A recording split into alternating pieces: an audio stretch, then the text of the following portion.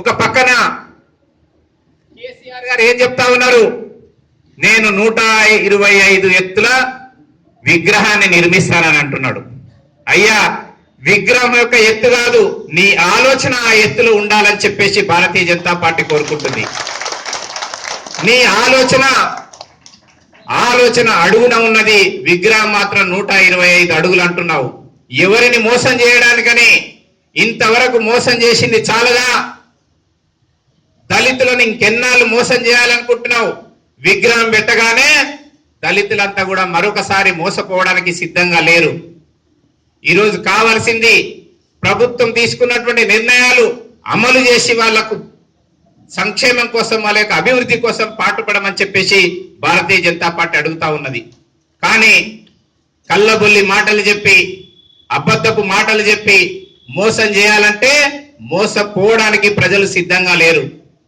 ఈరోజు భారతీయ జనతా పార్టీ నరేంద్ర మోడీ గారు కేంద్రంలో అధికారంలోకి రాగానే పేద ప్రజల కోసం అనేక విషయాలు ఆలోచన చేశారు.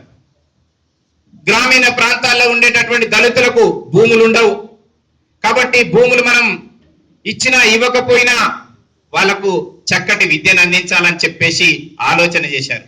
అంతర్గతమైనటువంటి శక్తి వాళ్ళలో నింపాలని చెప్పేసి ఇంటలెక్చువల్ పవర్, ఇన్నర్ పవర్ ను పెంపొందించాలని చెప్పేసి నరేంద్ర మోడీ గారు ఆ దిశగా ఆలోచన చేస్తా ఉన్నారు. వాళ్ళు కేవలం ఈ యొక్క కింది స్థాయి ఉద్యోగాలకే కాదు, వాళ్ళు పారిశ్రామికవేత్తలుగా ఎదగాల, వాళ్ళు చక్కటి ఎంటర్ప్రెన్యూర్స్ గా కావాలని చెప్పేసి నరేంద్ర మోడీ గారు ఆలోచన చేస్తా ఉన్నారు. భూములు లేనటువంటి నిరుపేదలు, దళితులకు భూములు ఉన్నా లేకపోయినా ఈ దేశంలో వాళ్ళు కూడా పారిశ్రామికవేత్తలు కావాలి, వాళ్ళు కూడా ఉద్యోగాలు సృష్టించేటటువంటి వ్యక్తులుగా కావాలని చెప్పేసి నరేంద్ర మోడీ గారు స్టాండప్ అనేటటువంటి కార్యక్రమాన్ని తీసుకున్నారు. స్టాండప్ అనే కార్యక్రమాన్ని తీసుకొని ఆర్థిక సహకారం, ఏ రకమైనటువంటి సెక్యూరిటీ లేకుండానే, ఏ రకమైనటువంటి జమానతు లేకుండానే వాళ్లకు కోట్లాది రూపాయలు ఇవ్వాలా, పరిశ్రమలు పెట్టించాలా వాళ్ళతోని. ఎందుకంటే ఈరోజు సమాజంలో ఉన్నటువంటి వారికి కులముతోనో మతముతోనో జ్ఞానం రాదు. ఉండేటటువంటి పరిసరాలు కల్పించేటటువంటి అవకాశాల కారణంగానే వాళ్ళు మేధావులు అవుతారు. కాబట్టి ఏవైతే అవకాశాలు లేవో, ఏవైతే అవసరాలు తీర్చేటటువంటి పరిస్థితుల్లో ప్రభుత్వాలు లేవో, ఆ అవసరాలు కల్పిస్తే వాళ్ళు కూడా అద్భుతాలు సృష్టిస్తారని చెప్పేసి నరేంద్ర మోడీ గారు వారి కోసం స్టాండప్ కార్యక్రమాన్ని తీసుకున్నారు. ఈరోజు దళిత యువకులు కావచ్చు, యువతులు కావచ్చు, ఎస్టీకి సంబంధించినటువంటి యువకులకు, ముఖ్యంగా స్త్రీలకి ఈ స్టాండప్ ప్రోగ్రాం ద్వారా అనేక రకాలైనటువంటి కార్యక్రమాలు, పరిశ్రమలు నెలకొల్పడానికి ఆర్థిక సహకారం కేంద్ర ప్రభుత్వం అందిస్తున్నది. ఇంతేకాదు నరేంద్ర మోడీ గారు అంబేద్కర్ గారి 125వ జన్మదిన సందర్భంగా అంబేద్కర్ గారి యొక్క ఆలోచనలను, విధానాలను ఇంకా ప్రజలకు చేరువ చేయాలా, ఈ రాజ్యాంగం యొక్క గొప్పతనాన్ని, ఈ ప్రజాస్వామ్యం యొక్క గొప్పతనాన్ని ప్రజలకు చేరువ చేయాలని చెప్పేసి అనేక నిర్ణయాలు తీసుకున్నారు. ప్రజాస్వామ్యం అంటే ఏంది? ఈ దేశంలో ఉన్నటువంటి ప్రజల యొక్క ఆర్థిక సామాజిక జీవితాలలో మార్పు తీసుకొచ్చేటటువంటి ప్రభుత్వమే అది నిజమైనటువంటి ప్రజాస్వామ్యం. కానీ ప్రజాస్వామ్యం అంటే రాజ్యాంగం, ఓటు, ఎన్నికలు, ప్రభుత్వ ఏర్పాటు అనేటటువంటి ఆలోచన ఏదైతుందో ఇది తప్పుడు ఆలోచన.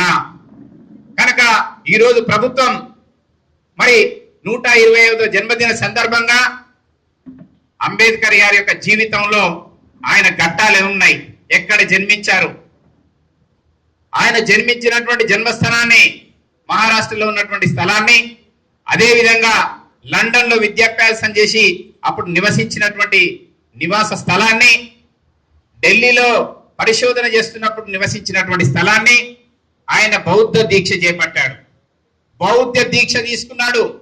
ఈ దేశంలో హిందూ మతంలో మరి ఈ అస్పృశ్యత కారణంగానే నేను బయటికి నెట్టివేయబడ్డాను.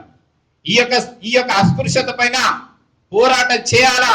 కాబట్టి బౌద్ధ మతం అంటే ఇది హిందూ మతానికి, ఇండియన్ కల్చర్ కి, భారతీయ సంస్కృతికి దగ్గరగా ఉన్నటువంటి బౌద్ధ మతం దీక్ష తీసుకొని పోరాటం చేయాలని చెప్పేసి దీక్ష పూనినటువంటి నాగపూర్ స్థలాన్ని, అదే విధంగా ఆయన అంత్యక్రియలైనటువంటి బొంబాయిలో ఉన్నటువంటి స్థలాన్ని, 5 ప్రదేశాలని 1030 కోట్ల రూపాయలతోనే బ్రహ్మాండమైనటువంటి స్మారక కేంద్రాలుగా తీర్చిదిద్దుతున్నటువంటిది నరేంద్ర మోడీ గారి ప్రభుత్వం.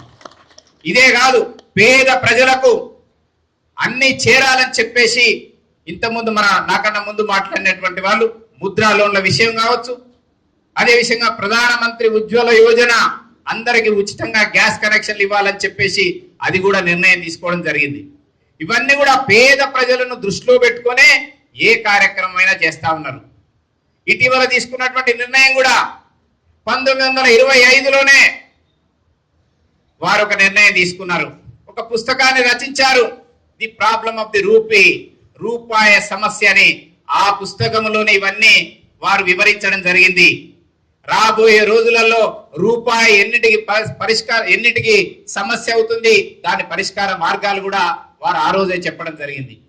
కనుక నరేంద్ర మోడీ గారు అడుగడుగున ఈరోజు గాంధీ మహాత్ముని చెప్పుకుంటున్నటువంటి, అయ్యా మీ దగ్గర ఉన్నటువంటి గాంధీ మహాత్ముని యొక్క కళ్ళద్దాలు కూడా బీజేపీ తీసుకొని ఏం ప్రవేశపెట్టింది?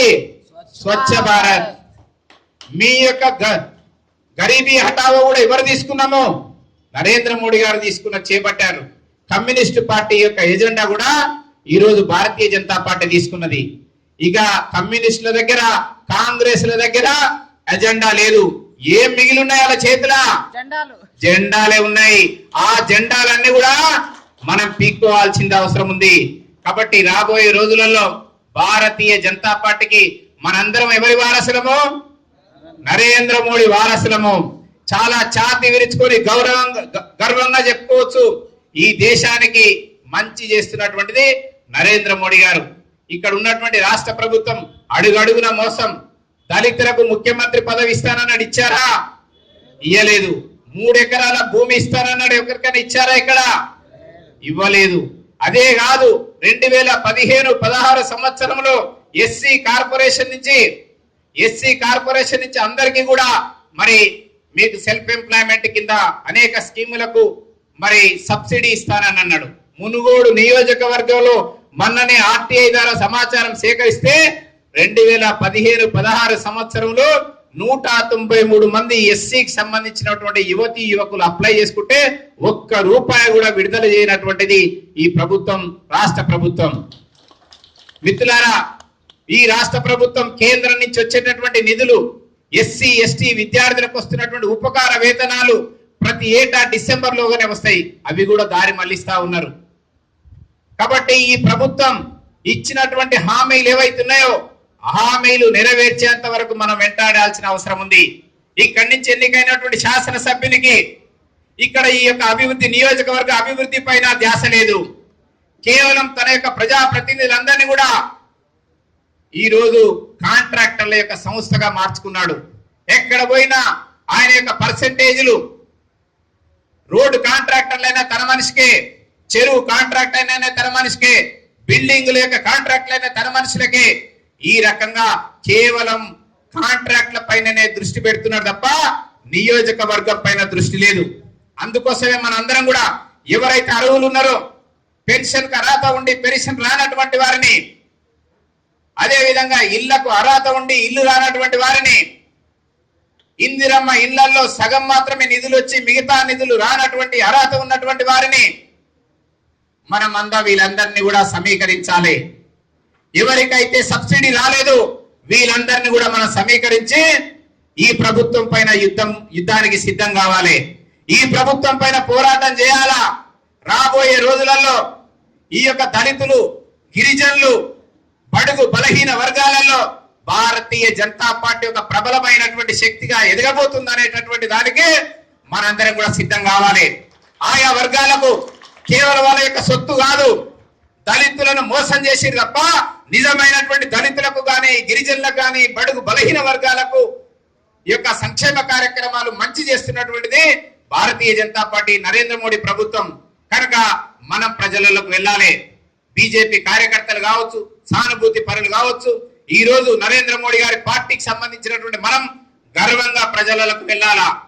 విషయాలన్నీ కూడా తెలియజెప్పాలి. రాష్ట్ర ప్రభుత్వం యొక్క మోసపూరిత విధానాల్ని వివరించి అందరిని కూడా సంఘటితం చేయాలి. అందరిని కూడా మద్దతు కూడగట్టి ఈ ప్రభుత్వం పైన యుద్ధం చేయడానికి సిద్ధం కావాలని చెప్పేసి ఈ సందర్భంగా నేను తెలియజేసుకుంటూ మరొకసారి డాక్టర్ బిఆర్ అంబేద్కర్ గారికి నివాళులు అర్పించుకుంటూ ఈ అవకాశం ఇచ్చినటువంటి నిర్వాహకులకు, ప్రత్యేకంగా మునుగోడు మండల నాయకులకు, నియోజకవర్గ నాయకులందరికీ పేరు పేరున నేను ధన్యవాదాలు తెలియజేసుకుంటూ ముగిస్తున్నాను. Doctor BR Ambedkar, doctor BR Ambedkar, Bharat